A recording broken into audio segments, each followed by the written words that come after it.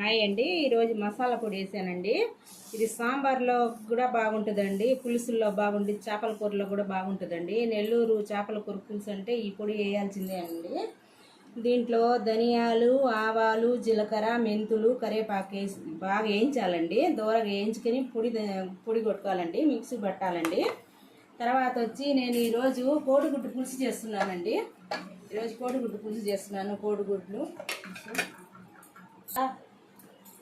వాటిలో నూనె పోసానండి. తర్వాత వచ్చి ఎర్రగడ్డలు వేస్తున్నానండి.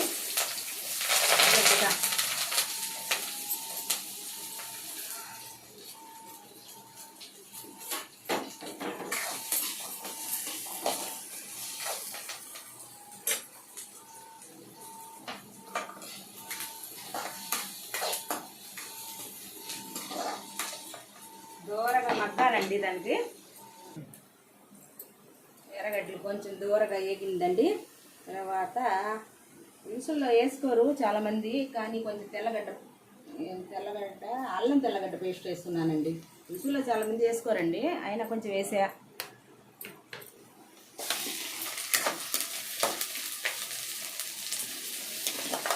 పచ్చి వాసన పోవాలండి.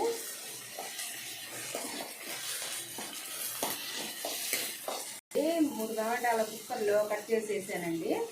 కొంచెం దాని మీద పప్పు తీసేసానండి. కొంచెం పప్పు తీసేసి ముద్దకం తీసుకొని కొంచెం వెళ్ళిపోయానండి.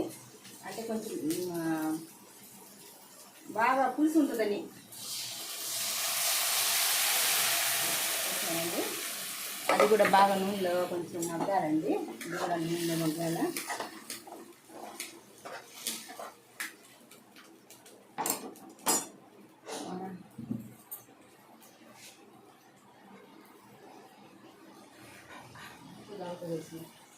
పసుపు పొడి అండి,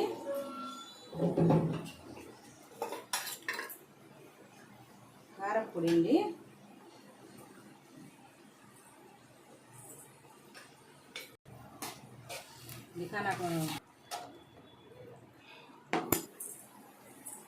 అదండి పులుసు వేస్తున్నానండి. సరిపడినంత పులుసు వేసానండి.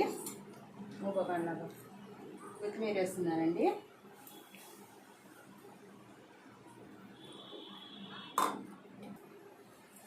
పొడి వేస్తున్నానండి.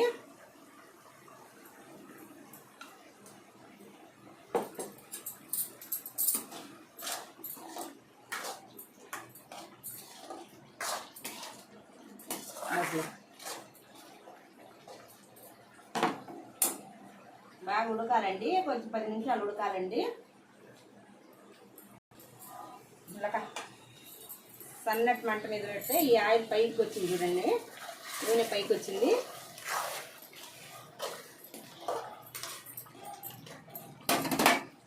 కోడిగుడ్లు వేస్తున్నానండి.